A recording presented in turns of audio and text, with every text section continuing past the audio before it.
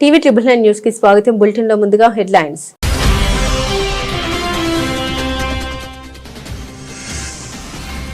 Ethiopia అత్యున్నత పురస్కారం అందుకున్న తొలి ప్రపంచ నేతగా మోదీ. 140 కోట్ల మంది భారతీయులకు అంకితమిస్తున్నట్లు ప్రకటించిన ప్రధాని.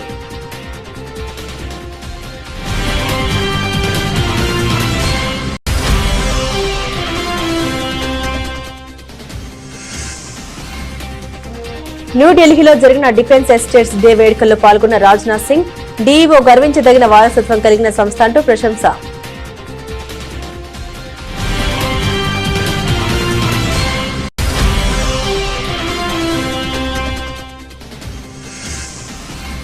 రెండు 2026 బ్రిక్స్ శిఖరాగ్ర సమావేశానికి ఆతిథ్యం ఇవ్వనున్న భారత్ వెల్లడించిన విదేశాంగ కార్యదర్శి సుధాకర్ దలేలా.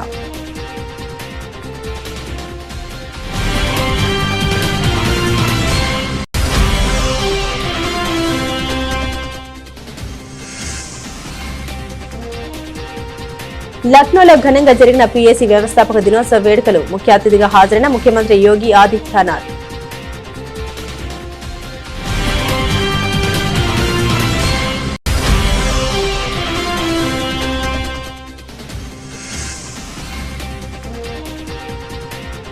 హైదరాబాద్ కు ఇండియన్ ఇన్స్టిట్యూట్ ఆఫ్ మేనేజ్మెంట్ మంజూరు చేయండి. కేంద్ర విద్యాశాఖ మంత్రి ధర్మేంద్ర ప్రధాన్ కి విజ్ఞప్తి చేసిన సీఎం రేవంత్.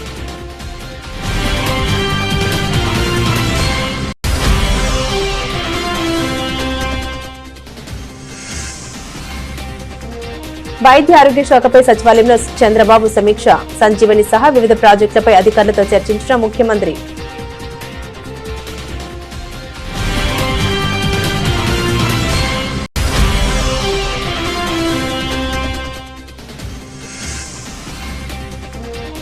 కాంగ్రెస్ ఎమ్మెల్యేల బెదిరింపులకు భయపడవద్దు. కొత్త సర్పంచ్లకు కేటీఆర్ భరోసా.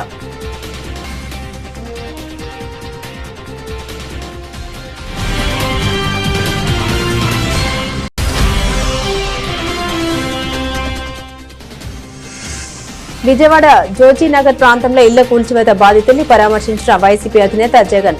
ఈ ఘటనపై తక్షణమే సీబీఐ విచారణ జరిపించాలని డిమాండ్.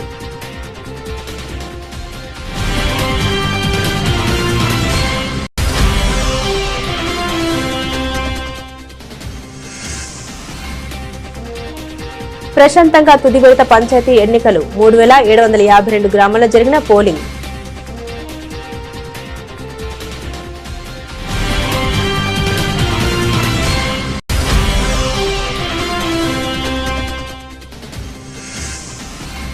మెడికల్ కాలేజీల ప్రైవేటీకరణ వెనుక భారీ అవినీతి. అధికారంలోకి వచ్చాక లోతుగా దర్యాప్తు చేస్తామని మాజీ మంత్రి విడుదల రజనీ హెచ్చరిక.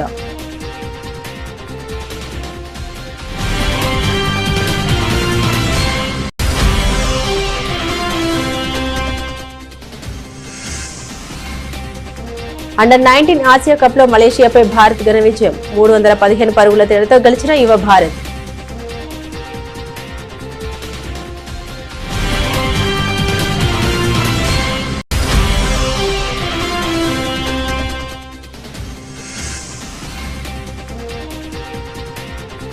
దిగొచ్చిన బంగారం ధరలు. ముదుపర్లు లాభాల స్వీకరణకు దిగడంతో ధరల్లో కోత.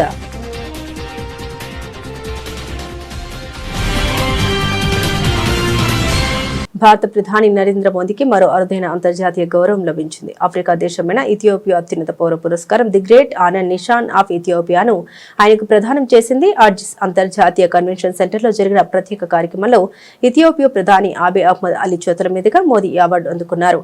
భారత్ ఇథియోపియా భాగస్వామ్యాన్ని బలోపేతం చేయడంలో ఆయన చేసిన విశేష కృషికి ప్రపంచ నేతగా ఆయన దార్శనిక నాయకత్వానికి గుర్తింపుగా ఈ పురస్కారాన్ని అందించినట్లు భారత విదేశాంగ ఒక ప్రకటనలో తెలిపింది. ఈ ప్రతిష్టాత్మక పురస్కారాన్ని అందుకున్న తొలి ప్రపంచ దేశాధినేత లేదా ప్రభుత్వ అధినేత ప్రధాని మోదీ కావడం విశేషం. ఈ గౌరవాన్ని తాను 140 కోట్ల మంది భారతీయులకు అంకితం ఇస్తున్నట్లు ప్రధాని మోదీ ప్రకటించారు. ఈ పర్యటన సందర్భంగా భారత్ ఇథియోపియా ద్వైపాక్షిక సంబంధాన్ని వ్యూహాత్మక భాగస్వామ్యం స్థాయికి పెంచుతున్నట్లు ఇరు దేశాలు ప్రకటించాయి. इथियोपिया की इस महान धरती पर आप सबके बीच होना मेरे लिए सौभाग्य की बात है। मैंने आज दोपहर ही इथियोपिया में कदम रखा है और आते ही मुझे यहां के लोगों से एक अद्भुत अपनापन और आत्मीयता मिली है। प्रधानमंत्री जी स्वयं मुझे एयरपोर्ट पर लेने आए, फ्रेंडशिप पार्क और साइंस म्यूजियम लेकर गए। आज शाम यहां की लीडरशिप से मेरी महत्वपूर्ण विषयों पर चर्चा हुई है। ये सब अपने आप में एक अविस्मरणीय अनुभव है। फ्रेंड्स, अभी अभी मुझे ग्रेट ऑनर निशान ऑफ इथियोपिया के रूप में इस देश का सर्वोच्च सम्मान प्रदान किया गया है। विश्व की अति प्राचीन और समृद्ध सभ्यता द्वारा सम्मानित किया जाना मेरे लिए बहुत गौरव की बात है। मैं सभी भारतवासियों की ओर से इस सम्मान को पूरी विनम्रता और कृतज्ञता से ग्रहण करता हूं। यह सम्मान उन డిఫెన్స్ ఎస్టేట్స్ ఆర్గనైజేషన్ అనేది గర్వించదగిన వారసత్వం కలిగిన సంస్థ. తరతరాలుగా దేశానికి సేవ చేస్తోందని రక్షణ మంత్రి రాజ్నాథ్ సింగ్ తెలిపారు. న్యూఢిల్లీలో జరిగిన డిఫెన్స్ ఎస్టేట్స్ డే వేడుకల్లో రక్షణ మంత్రి పాల్గొన్నారు. ఈ సందర్భంగా ఆయన మాట్లాడారు. డీఈఓ నిరంతరం అభివృద్ధి చెందుతూ కాలక్రమేణా కొత్త మార్పులకు అనుగుణంగా ఉంటుందని పేర్కొన్నారు. ఒక దేశం యొక్క బలాన్ని దాని ఆయుధాల ద్వారా మాత్రమే కొలవలేమని, దాని నిజమైన శక్తి దాని వ్యవస్థలు, పాలన మరియు విలువల్లో ఉంటుందన్నారు. పాలన నిజాయితీగా, పారదర్శకంగా మరియు సున్నితంగా ఉన్నప్పుడు అది దేశానికి బలమైన కవచంగా మారుతుందని తెలిపారు. और कितना महत्वपूर्ण है इसे सिर्फ इस बात से समझा जा सकता है कि आप लोग 17 लाख एकड़ से भी अधिक डिफेंस लैंड का मैनेजमेंट करते हैं। यह कोई, मैं मानता हूं, साधारण जिम्मेदारी नहीं है। यह बहुत बड़ी जिम्मेदारी है, क्योंकि हमारी जो डिफेंस लैंड है वह महज जमीन का टुकड़ा भर नहीं है, बल्कि हमारे डिफेंस मैकेनिज्म की एक बुनियाद है। और साथियों, यह संगठन अपने आप में एक लीगेसी इंस्टीट्यूशन है, एक परंपरा है, एक संस्कार है, एक ऐसा सतत प्रवाह है जो कई पीढ़ियों से राष्ट्र की सेवा करता आ रहा है। आपका संगठन जितना पुराना है, उतनी ही गहरी इसकी जड़ें हैं और उतनी ही व्यापक इसकी छाया है, जो समय समय पर देश की जरूरतों के अनुसार यह फैलती रहती है। यही किसी मजबूत और सस्टेनेबल ऑर्गेनाइजेशन की पहचान हुआ करती है। और साथियों, इस संगठन को देखकर मुझे मां गंगा का उदाहरण याद आता है। आप देखिए कि हर जगह गंगा जी के अलग अलग स्वरूप आपको देखने को मिलेंगे। हरिद्वार में गंगा जी कुछ और दिखती हैं, प्रयागराज में उनका स्वरूप बदल जाता है, कानपुर में उनका रंग और वेग ये अलग होता है। उनके किनारे बदलते हैं, स्थितियां भी बदलती रहती हैं, लेकिन कभी भी गंगा जी की पहचान नहीं बदली, उसका कोर कैरेक्टर नहीं बदला। ठीक उसी तरह यह संगठन भी समय के साथ इवॉल्व करता रहा। परिस्थितियां बदली, रोल्स बदले, रिस्पॉन्सिबिलिटीज बदली, नए चैलेंजेज आए, लेकिन इसका मूल स्वभाव वही रहा, discipline, service and unwavering commitment to the nation. భారతదేశం 2026 బ్రిక్స్ శిఖరాగ్ర సమావేశానికి ఆతిథ్యం ఇవ్వనున్నట్లు విదేశాంగ శాఖ కార్యదర్శి సుధాకర్ దలేలా వెల్లడించారు. ఈ సందర్భంగా ఆయన మాట్లాడారు. ఇథియోపియా గత సంవత్సరం మాత్రమే బ్రిక్స్ లో చేరిందని, ఇథియోపియాను బ్రిక్స్ కు స్వాగతించడానికి తాము సంతోషిస్తున్నామని అన్నారు. వచ్చే ఏడాది జనవరిలో ప్రారంభమయ్యే బ్రిక్స్ ఫ్రేమ్ వర్క్ ల శుభసూచకం కింద తాము అనేక కార్యకలాపాలను నిర్వహించబోతున్నామని పేర్కొన్నారు. వచ్చే ఏడాది బ్రిక్స్ శిఖరాగ్ర సమావేశంలో పాల్గొనాలని ప్రధానమంత్రి మోదీ ఇప్పటికే ప్రధానమంత్రి అబీకి ఆహ్వానం పంపారని తెలిపారు. As I mentioned, I think there was a question on BRICS. As I mentioned to you, Ethiopia has only joined BRICS last year, and we are delighted to welcome Ethiopia in BRICS, and we are going to host a host number of activities under the auspices of BRICS framework beginning January next year. And Prime Minister Modi has already extended an invitation to Prime Minister Abe to participate in the BRICS summit next year. We will, of course, convey the details of these activities as we enter the next year. There was also a question on how India and Ethiopia can work together to promote greater voice of Africa and African representation in multilateral forums. I think all of you know India and Africa, India and Ethiopia share a strong commitment in strengthening Africa's voice on global decision making. We both believe, India and Ethiopia, that international institutions must reflect contemporary global realities rather than outdated structures. India supports Africa's rightful place in the UN Security Council, a stronger role in global financial bodies, and greater space for African perspective on climate adaptation, trade, technology, and development. As Ethiopia is a key member of African Union and now BRICS partner also for us, we would be working very closely and coordinating with them in addressing these questions across multilateral fora. PSC వ్యవస్థాపక దినోత్సవం సందర్భంగా ఉత్తరప్రదేశ్లోని లక్నోలో గల 35వ battalion PSC మైదానంలో వేడుకలు ఘనంగా నిర్వహించారు. ఈ కార్యక్రమానికి ముఖ్యమంత్రి యోగి ఆదిత్యనాథ్ ముఖ్య అతిథిగా హాజరయ్యారు. అనంతరం ముఖ్యమంత్రి యోగి ఆదిత్యనాథ్ మాట్లాడారు. సంఖ్య, సామర్థ్యం, శిక్షణ మరియు సాంకేతికత పరంగా పిఎస్సిని బలోపేతం చేసే పని కొనసాగుతుందని స్పష్టం చేశారు. పోలీసు నియామకాల్లో కనీసం 20% మహిళా భాగస్వామ్యాన్ని నిర్ధారించడం దీన్ని దృష్టిలో ఉంచుకుని మొదటిసారిగా ఉత్తరప్రదేశ్లో 3 అదనపు మహిళా पीएससी బెటాలియన్లను ఏర్పాటు చేశారని తెలిపారు. मुझे प्रसन्नता है कि हमारी सरकार ने पीएससी के 46 कंपनियों को पुनर्जीवित करते हुए आज उनके माध्यम से उत्तर प्रदेश के अंदर बेहतर कानून व्यवस्था बनाए रखने, आंतरिक सुरक्षा के माध्यम से उत्तर प्रदेश की एक बेहतर छवि को देश के सामने प्रस्तुत करने में हमें अत्यंत सफलता प्राप्त हुई है. पीएससी की संख्या, उनकी क्षमता, उनका प्रशिक्षण और तकनीक के स्तर पर उन्हें सशक्त बनाने का कार्य निरंतर जारी है. बल को अत्याधुनिक हथियारों और दंगा नियंत्रण उपकरणों से सुसज्जित किया गया है. SLR, INSAS rifle, multi cell launcher, anti riot gun व टीयर गैस गन तथा अत्याधुनिक सुरक्षा उपकरण भी अब पीएससी बल को प्रदान किए गए हैं. पीएससी कार्मिकों की व्यावसायिक दक्षता में गुणात्मक सुधार किए जाने हेतु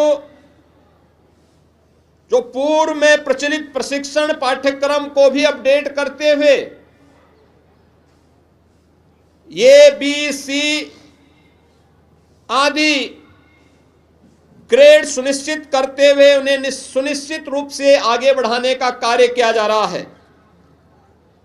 హైదరాబాద్ కు ఇండియన్ ఇన్స్టిట్యూట్ ఆఫ్ మేనేజ్మెంట్ మంజూరు చేయాలని కేంద్ర విద్యాశాఖ మంత్రి ధర్మేంద్ర ప్రధాన్ తెలంగాణ ముఖ్యమంత్రి రేవంత్ రెడ్డి విజ్ఞప్తి చేశారు. Technology, life sciences, aerospace, defence, logistics, advanced manufacturing రంగాల్లో ముందున్న హైదరాబాద్ లో ఐఐఎం ఏర్పాటు చేయాల్సిన అవసరం ఎంతైనా ఉందని తెలిపారు. ఢిల్లీ పర్యటనలో ముఖ్యమంత్రి ధర్మేంద్ర ప్రధాన్ తో పార్లమెంట్ లోని ఛాంబర్ లో భేటీ అయ్యారు. దేశంలో 19 రాష్ట్రాల్లో ఒక కేంద్ర పాలిత ప్రాంతంలో కలిపి 21 ఐఐఎంలు ఉన్నాయని, తెలంగాణ రాష్ట్రంలోనూ ఐఐఎం ఏర్పాటు చేయాలని కోరారు. ఐఐఎం ఏర్పాటుకు అవసరమైన 200 ఎకరాల భూమిని యూనివర్సిటీ ఆఫ్ హైదరాబాద్ ప్రాంగణంలో గుర్తించిన విషయాన్ని తెలిపారు. ఐఐఎం తరగతులు వెంటనే ప్రారంభించేందుకు ట్రాన్సిస్ట్ క్యాంపస్ సిద్ధంగా ఉందని కూడా తెలిపారు. అందుకు అవసరమైన అనుమతులు వెంటనే మంజూరు చేయడంతో పాటు అవసరమైన వసతుల కల్పనకు ప్రభుత్వం సిద్ధంగా ఉన్నట్లు తెలిపారు. వైద్య ఆరోగ్య శాఖపై సచివాలయంలో ముఖ్యమంత్రి చంద్రబాబు సమీక్ష నిర్వహించారు. గేట్స్ ఫౌండేషన్ తో కలిసి ప్రభుత్వం అమలు చేస్తున్న సంజీవని సహా వివిధ ప్రాజెక్టులపై చర్చించారు. మెరుగైన ప్రజారోగ్య నిర్వహణకు జాతీయ, అంతర్జాతీయ స్థాయి స్థాయిలో వైద్యారోగ్య రంగంలోనూ నిపుణులతో సంప్రదింపులు జరిపారు. వీడియో కాన్ఫరెన్స్ ద్వారా సమీక్షకు UNAIDS ప్రతినిధి Peter Point, WHO scientist Soumya Swaminathan, AIG chairman D Nageshwar Reddy, Singapore ప్రతినిధి professor Yik Ying Teo, Aarti Ahuja, Rizwan Koita, Srikanth Nathamuni, Gagandeep Kang, Margaret, Elizabeth, Nikhil Tandon, ఇతర వైద్య నిపుణులతో కూడిన అత్యున్నత స్థాయి సలహా బృందం సభ్యులు హాజరయ్యారు. మంత్రి శ్రీ సత్యకుమార్ యాదవ్, వైద్యారోగ్య శాఖ ఉన్నతాధికారులు, గేట్స్ ఫౌండేషన్ కమిటీ డైరెక్టర్ అర్చన వ్యాస్ తదితరులు కూడా సమావేశంలో పాల్గొన్నారు. రాష్ట్రంలో అధికార కాంగ్రెస్ పార్టీ ఎమ్మెల్యేలు అధికార మదంతో పెత్తందారి ధోరణితో వ్యవహరిస్తున్నారని బీఆర్ఎస్ వర్కింగ్ ప్రెసిడెంట్ కేటీఆర్ తీవ్రస్థాయిలో విమర్శించారు. గ్రామ పంచాయతీలకు వచ్చే నిధులు, ఇంద్రమ్మ ఇళ్ల వంటి సంక్షేమ పథకాలు కాంగ్రెస్ నేతల సొంత ఆస్తి కాదని అవి ప్రజల సొమ్ము అని ఆయన స్పష్టం చేశారు. తెలంగాణ భవన్ లో ఖానాపూర్, షాద్నగర్ నియోజకవర్గాలకు చెందిన నూతన సర్పంచ్లు, ఉప సర్పంచ్లు, వార్డు సభ్యుల అభినందన సభలో కేటీఆర్ మాట్లాడారు. కొందరు కాంగ్రెస్ ఎమ్మెల్యేలు ప్రజలను, ప్రజాప్రతినిధుల్ని చంపేస్తామంటూ బెదిరిస్తున్న తీరు ఆందోళన కలిగిస్తుంది. ఇంద్రమ్మ ఇల్లు, అభివృద్ధి నిధులు కాంగ్రెస్ నేతల జాగిరి కాదు. లబ్ధిదారులను ఎంపిక చేసే అధికారం రాజ్యాంగం ప్రకారం గ్రామ సభలకు, సర్పంచ్లకే ఉంటుందని కేటీఆర్ తేల్చి చెప్పారు. ఇప్పుడే ఇక్కడికి వస్తుంటే నేను చూసిన ఒక కాంగ్రెస్ ఎమ్మెల్యే అంటుండు, మీరు నన్ను చంపేస్తే అంటే ఎలక్షన్లో ఓడగొట్టి నన్ను చంపేస్తే నేను మిమ్మల్ని చంపేస్తా గెలిస్తే అంటున్నాడు. ఆ మాటలు మాట్లాడుతున్నారు. అవి చూసుకొనే ఇలా కాంగ్రెస్ కార్యకర్తలు కూడా చెలరేగిపోయి పిచ్చి పిచ్చి ప్రవర్తనలన్నీ చేస్తూ ఉన్నారు. నేను దయచేసి ఇక్కడ గెలిచి వచ్చిన మా సర్పంచులు ఎవరైతే మొత్తం 56 మంది, వారితో పాటు ఇవాళ చేరుతున్న 4 ఇండిపెండెంట్ సర్పంచులు ఉన్నారో 60 మంది మా ఖానాపూర్ నియోజకవర్గంలో మీకు నేను చేసే విజ్ఞప్తి ఒకటే, సర్పంచులకు నిధులు అనేది ఎమ్మెల్యే ఇయ్యడు. సర్పంచులకు నిధులు అనేది ఎవరో దాన ధర్మాల మీదనో వాళ్ళ ఇష్టాయిష్టాల మీద ఉండదు. మీకు ఒక విషయం అవగాహన ఉండాలి. అవగాహన ఏముండాలి అంటే భారతదేశంలో మనకు 5 అంచెల్లో ప్రభుత్వాలు ఉన్నాయి, 5 స్థాయిల్లో ప్రభుత్వాలు ఉన్నాయి. ఢిల్లీలో కేంద్ర ప్రభుత్వం ఉంటుంది, హైదరాబాద్లో రాష్ట్ర ప్రభుత్వం ఉంటుంది, జిల్లా కాడికి వచ్చే వరకు మీ నిర్మల్ జిల్లాలో నిర్మల్ జిల్లా పరిషత్ ఉంటుంది, ఆదిలాబాద్ జిల్లాలో ఆదిలాబాద్ జిల్లా పరిషత్ ఉంటుంది, మంచిర్యాలలో మంచిర్యాల జిల్లా పరిషత్, ఆసిఫాబాద్లో ఆసిఫాబాద్ జిల్లా పరిషత్ ఉంటుంది. దాని కిందికి వస్తే మండల పరిషత్తు, ఇంకా కిందికి వస్తే గ్రామ పంచాయతీ. అంటే 5 అంచెల్లో కింద గ్రామ పంచాయతీ, మీద మండల పరిషత్తు, దాని మీద జిల్లా పరిషత్తు, దాని మీద రాష్ట్ర ప్రభుత్వం, దాని మీద కేంద్ర ప్రభుత్వం. ఇట్లా 5 అంచెల్లో ప్రభుత్వాలు ఉంటాయి. ఎట్లయితే ఒక రాష్ట్రానికి ముఖ్యమంత్రిగా ఒక వ్యక్తి ఉంటారో, ఆయనకు మంత్రిమండలి ఉంటుందో, అట్లాగే గ్రామానికి గ్రామ పంచాయతీకి సర్పంచు, సర్పంచ్ గారికి అదనంగా వార్డు మెంబర్లు, ఉప సర్పంచులు అందరూ కూడా తోడుగా ఉంటారు. అంటే ఏ స్థాయిలో ప్రభుత్వం ఆ పద్ధతిలో నడవాలన్న ఉద్దేశంతో, స్థానిక ప్రభుత్వాలు కూడా మంచిగా ఉండాలన్న ఉద్దేశంతో రాజ్యాంగంలో, బాబాసాహెబ్ అంబేద్కర్ గారు రాసిన రాజ్యాంగంలో మనకు హక్కులు మనకు పొందుపరచబడి ఉన్నాయి. ఇవాళ ఎవడన్నా ఎమ్మెల్యే నేను ఇందిరమ్మ ఇల్లియా, నేను ఫలానదియా అంటే మీరు వాళ్ళకి చెప్పాల్సింది ఒకటే, నువ్వు ఇచ్చేదేమి నీ సొత్తు కాదు, నీ అయ్య సొత్తు, నీ అత్త సొత్తు కాదు, రాజ్యాంగం బాబాసాహెబ్ రాసిన రాజ్యాంగం ప్రకారం నా గ్రామానికి నిధులు రావాలే, ఎట్లా ఇయ్యవు నువ్వు అని నిలదీసే హక్కు మనకున్నది.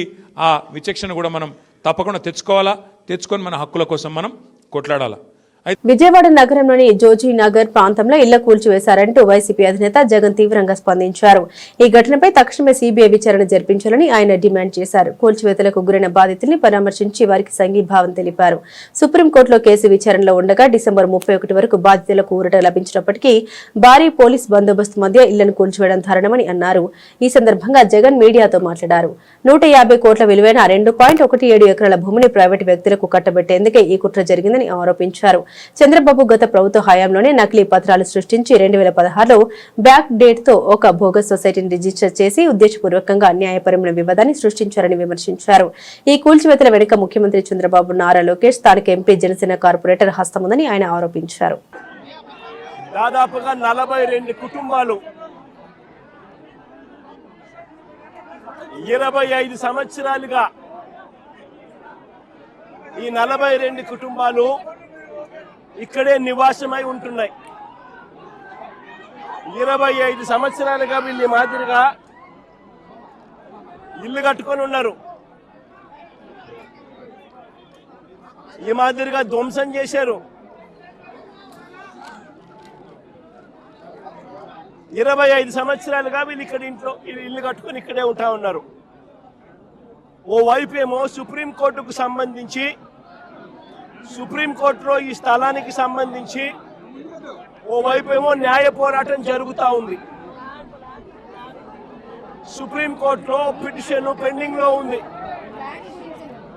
డిసెంబర్ 31వ తారీఖు వరకు పోలీసులను డిసెంబర్ 31వ తారీఖు వరకు ఈ 42 కుటుంబాలకు సుప్రీంకోర్టు ఊరటనిచ్చింది. డిసెంబర్ 31వ తారీఖు వరకు సుప్రీంకోర్టు ఊరట పొందిన ఈ కేసులో ఈ 42 కుటుంబాలు ఓవైపున సుప్రీంకోర్టులో కేసు పెండింగ్ ఉండగానే 31వ తారీఖు వరకు ఊరట ఉండగానే ఇక్కడ పోలీసులను అడ్డు పెట్టుకొని ఏకంగా 200 మంది పోలీసులు ఇక్కడ వచ్చి ప్రైవేట్ పార్టీకి మద్దతు తెలుపుతూ ఈ 42 ఇళ్లకు సంబంధించిన బాధితులను నిర్దాక్షిణ్యంగా వాళ్ళ ఇంట్లో ఉండగానే వాళ్ళ ఇళ్ళన్నీ కూడా పగలగొట్టడం జరిగింది. వీళ్ళందరినీ రోడ్డును పడేయడం జరిగింది. వ్యతిరేక అఫిడవిట్లు, వ్యతిరేక పిటిషన్స్ వేసి వీళ్ళకి అన్యాయం చేయడంలో రాష్ట్ర ప్రభుత్వం తన పాత్ర తాను పోషించింది. వీటి అన్నిటి మీద కూడా ఎంక్వైరీ జరగాలి. జరిగి దోషులను, అది చంద్రబాబు నాయుడు కావచ్చు, లోకేష్ కావచ్చు, తెలుగుదేశం పార్టీ విజయవాడ ఎంపీ కావచ్చు, ఇక్కడ తెలుగుదేశం పార్టీ ఇక్కడ జనసేన కార్పొరేటర్ కావచ్చు, వీళ్ళందరి పాత్ర మీద కూడా ఎంక్వైరీ జరగాలి. జరిగి నిజాలన్నీ కూడా బయటికి తీసుకొని రావాలి. వీళ్ళందరూ కూడా ఎవరైతే నష్టపోయినారో 25 ఏళ్ల నుంచి ఇక్కడే ఉంటున్నారు, ఒక్కొక్కరికి లోన్లు ఉన్నాయి, 20 లక్షలు 25 లక్షల రూపాయలు బ్యాంకుల్లో రుణాలున్నాయి. వీళ్ళని తీసుకొని పోయి ఇప్పుడు నడు రోడ్డు మీద పెట్టారు. వీళ్ళు బతికేది ఎలా? వీళ్ళ లోన్లు ఎలా తీరుస్తారు? రాష్ట్ర ప్రభుత్వం కనికరం చూపించని ఈ పరిస్థితి నుంచి వీళ్ళ పరిస్థితి మారాలి. వీళ్ళందరికీ కూడా ఇమ్మీడియట్లీ ఇక్కడే గవర్నమెంట్ రావాలి. వీళ్ళకి సంబంధించిన లోన్లన్నీ కూడా గవర్నమెంట్ తన రెస్పాన్సిబిలిటీ కింద గవర్నమెంటే కట్టేట్టుగా తీసుకోవాలి. నష్టపోయిన వీళ్ళందరికీ కూడా ఇక్కడే స్థలాలు ఇస్తారా, లేకపోతే ఇలాంటి స్థలమే ఇంకో చోట ఇచ్చి ఇంకో ఇల్లు కట్టించి వీళ్ళకి న్యాయం చేస్తారా అన్నది గవర్నమెంట్ డిసైడ్ చేసుకోవాలి. రాష్ట్రంలో తుది విడత పంచాయతీ ఎన్నికల పోలింగ్ ప్రశాంతంగా జరిగింది. ఉదయం 7 గంటలకు ప్రారంభమైన పోలింగ్ మధ్యాహ్నం 1 గంటకు ముగిసింది. భోజన విరామం తర్వాత 2 గంటలకు ఓట్ల లెక్కింపు ప్రారంభిస్తారు. అనంతరం విజేతలను ప్రకటించనున్నారు. చివరిదైన 3వ విడతలో మొత్తం 4159 గ్రామ పంచాయతీలకు రాష్ట్ర ఎన్నికల కమిషన్ నోటిఫికేషన్ ఇచ్చింది. ఇందులో వివిధ కారణాలతో 11 జీపీలకు నామినేషన్లు దాఖలు కాలేదు. హైకోర్టు ఆదేశాలతో 2 గ్రామాల్లో ఎన్నికలు నిలిచిపోయాయి. మరో 394 గ్రామ పంచాయతీలు ఏకగ్రీవమయ్యాయి. మిగిలిన 3752 గ్రామాల్లో పోలింగ్ నిర్వహిస్తున్నారు. మొత్తం 53,06,401 మంది ఓటర్లు ఉండగా వీరిలో పురుషులు 26,01,861 మంది, మహిళలు 27,04,394 మంది, 140 మంది ఇతరులు ఉన్నారు. తుది విడత మొత్తం 36,452 వార్డుల కోసం నోటిఫికేషన్ ఇచ్చారు. వీటిలో 116 వార్డులకు నామినేషన్లు పడలేదు. మరో 7,908 వార్డులు ఏకగ్రీవమగా 18 వార్డుల్లో ఎన్నికలు నిలిచిపోయాయి. మిగిలిన 28,410 వార్డులకు గాను 75,725 మంది పోటీలో ఉన్నారు.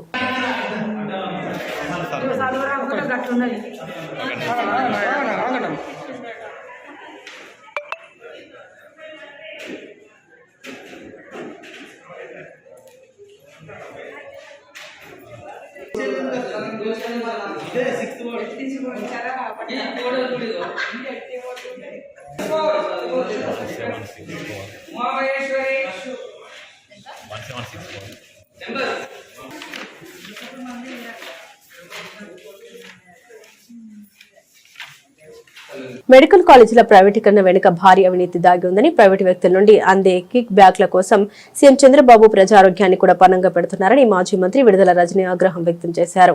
తాడేపల్లిలోని పార్టీ కేంద్ర కార్యాలయంలో ఆమె మీడియాతో మాట్లాడారు. పీపీపీ పేరుతో మెడికల్ కాలేజీలని, వాటికి చెందిన విలువైన భూములు అప్పనంగా కట్టబెట్టడమే కాకుండా ప్రైవేట్ కాలేజీల నిర్వహణకు, స్టాఫ్ జీతాలకు 2 ఏళ్ల ప్రభుత్వమే నిధులు సమకూర్చడం చూస్తే ఎన్ని వేల కోట్లు చేతులు మారుతున్నాయో స్పష్టంగా తెలిసిపోతుందని తెలిపారు. ఈ చదువులు చదివేటువంటి విద్యార్థులకు అవసరం అయితే డిజర్వింగ్ స్టూడెంట్స్ కి సెంట్రల్ మినిస్టర్, సెంట్రల్ గవర్నమెంట్ అలాగే స్టేట్ గవర్నమెంట్ రెండు కూడా కలిపి పనిచేసి అవసరమైతే ఆ డిజర్వింగ్ స్టూడెంట్స్ కి ఈ మెడికల్ ఎడ్యుకేషన్ చదువుకోవడానికి ఎంకరేజ్ చేద్దాం అనేటువంటి ఆలోచనని రికమెండ్ చేస్తూ చెప్తుంది.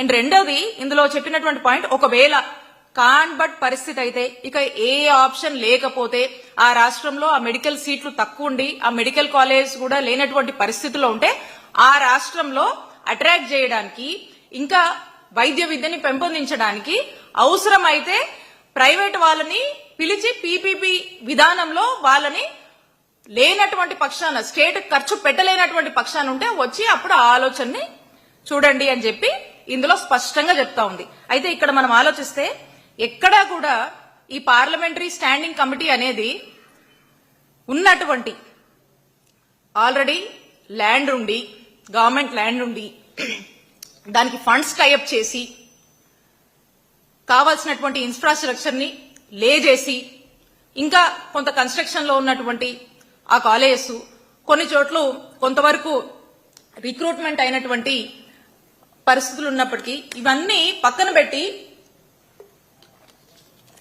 ఎక్కడ కూడా ఇవి పీపీపీకి ఇవ్వమని ఎక్కడా కూడా ఈ కమిటీ రికమెండేషన్స్ లో లేవు. టీమిండియా యువ ఆటగాడు అభిజ్ఞాన్ కుందు సెంచరీతో అండర్-19 ఆసియా కప్ 2025లో మలేషియాను భారత్ చిత్తుగా ఓడించింది. మలేషియాతో జరిగిన మ్యాచ్ లో యువ భారత్ 315 పరుగుల తేడాతో ఘన విజయం సాధించింది. టాస్ ఓడి మొదట బ్యాటింగ్ చేసిన భారత జట్టు నిర్ణీత 50 ఓవర్లలో 7 వికెట్లు కోల్పోయి 408 పరుగుల భారీ స్కోరు చేసింది. భారీ టార్గెట్ తో బ్యాటింగ్ కు దిగిన మలేషియా 93 పరుగులకే కుప్పకూలింది. భారత బౌలర్లలో దీపేష్ దేవేంద్రన్ 5 వికెట్లు తీసి మలేషియా పతనాన్ని శాసించాడు. ఉదయ్ మోహన్ 2, కిషన్ కుమార్ సింగ్, ఖాలాన్ పటేల్, కాంచిక్ చౌహాన్ 1 వికెట్ సాధించారు. భారత బ్యాటర్లో 5వ స్థానంలో వచ్చిన 17 ఏళ్ల అభిజ్ఞాన్ కుందు డబుల్ సెంచరీతో మలేషియా బౌలర్లపై విరుచుకుపడ్డారు. భారత బ్యాటర్లలో వేదాంత్ త్రివేది, వైభవ్ సూర్యవంశీ రాణించారు. అండర్-19 ఆసియా కప్ 2025 టోర్నీలోని గ్రూప్ ఏ టేబుల్ పట్టికలో భారత్ 3 విజయాలతో టాప్ ప్లేస్ లో ఉంది. ఇటీవల రికార్డు స్థాయిని తాకిన బంగారం ధరలు తాజాగా దిగొచ్చాయి. ముదుపర్ల లాభాల స్వీకరణకు దిగడంతో ధరల్లో కోతపడింది. గుడ్ రిటర్న్స్ వెబ్సైట్ ప్రకారం 24 క్యారెట్ల 10 గ్రాముల బంగారం ధర 1,33,850గా ఉంది. నిన్న ఇదే సమయానికి ఉన్న రేటుతో పోలిస్తే సుమారు 1,500 మేర కోతపడింది. ఆర్నమెంటల్ బంగారం ధర కూడా భారీగా తగ్గి 1,22,690కి చేరుకుంది. వెండి ధరలు కూడా కాస్త నెమ్మదించాయి. ప్రస్తుతం కిలో వెండి 1,99,000గా ఉంది. ముదుపర్లు ప్రాఫిట్ బుకింగ్ కు దిగడంతో పాటు ఉక్రెయిన్ రష్యా మధ్య శాంతి ఒప్పందంపై చర్చలు సానుకూలంగా సాగుతున్నాయన్న సంకేతాలు గోల్డ్ కు డిమాండ్ తగ్గించాయి. అదే బాటలో వెండి ధరలు తగ్గాయి. అయితే ధరల్లో ఈ కోత స్వల్పకాలిక దిద్దుబాటు మాత్రమేనని మార్కెట్ విశ్లేషకులు అంచనా వేస్తున్నారు. డాలర్ బలహీనత కొనసాగుతుండటంతో బంగారం ధరలు మళ్లీ పుంజుకునే ఛాన్స్ ఎక్కువగా ఉందని కామెంట్ చేస్తున్నారు. బులెటిన్ ముగించే ముందు హెడ్లైన్స్ మరోసారి.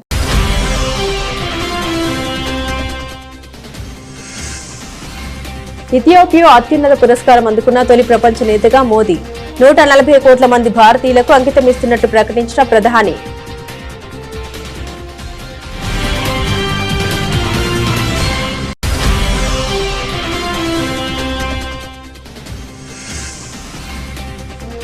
న్యూఢిల్లీలో జరిగిన డిఫెన్స్ ఎస్టేట్స్ డే వేడుకల్లో పాల్గొన్న రాజ్నాథ్ సింగ్. డీఈఓ గర్వించదగిన వారసత్వం కలిగిన సంస్థ అంటూ ప్రశంస.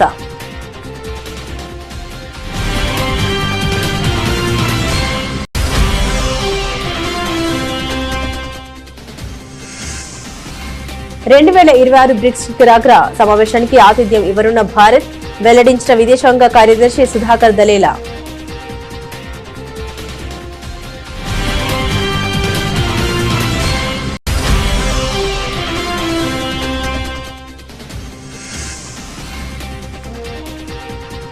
లక్నోలో ఘనంగా జరిగిన పీఏసీ వ్యవస్థాపక దినోత్సవ వేడుకలు. ముఖ్య అతిథిగా హాజరైన ముఖ్యమంత్రి యోగి ఆదిత్యనాథ్.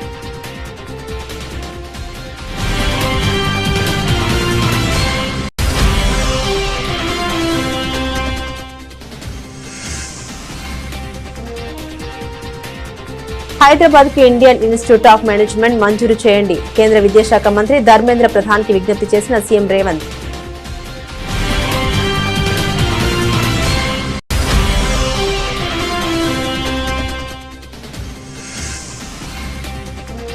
వైద్య ఆరోగ్య శాఖపై సచివాలయంలో చంద్రబాబు సమీక్ష. సంజీవని సహా వివిధ ప్రాజెక్టులపై అధికారులతో చర్చించిన ముఖ్యమంత్రి.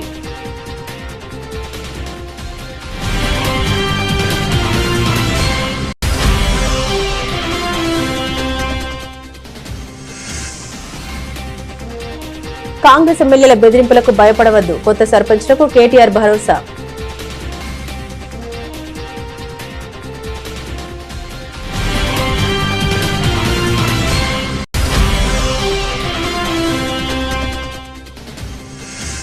విజయవాడ జోజీనగర్ ప్రాంతంలో ఇళ్ల కూల్చివేత బాధితుల్ని పరామర్శించిన వైసీపీ అధినేత జగన్. ఈ ఘటనపై తక్షణమే సీబీఐ విచారణ జరిపించాలని డిమాండ్.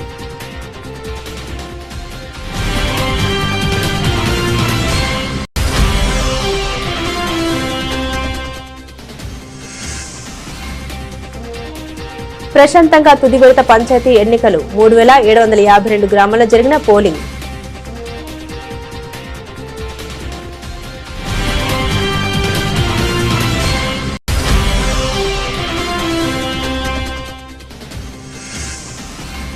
మెడికల్ కాలేజీల ప్రైవేటీకరణ వెనుక భారీ అవినీతి. అధికారంలోకి వచ్చాక లోతుగా దర్యాప్తు చేస్తామని మాజీ మంత్రి విడుదల రజనీ హెచ్చరిక.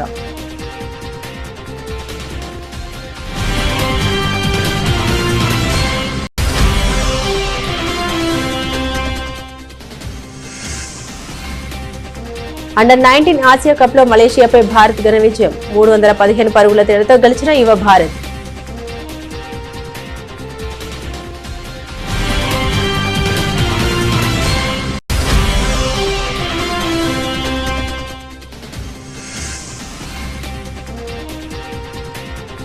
దిగొచ్చిన బంగారం ధరలు, ముదుపర్లు లాభాల స్వీకరణకు దిగడంతో ధరల్లో కోత.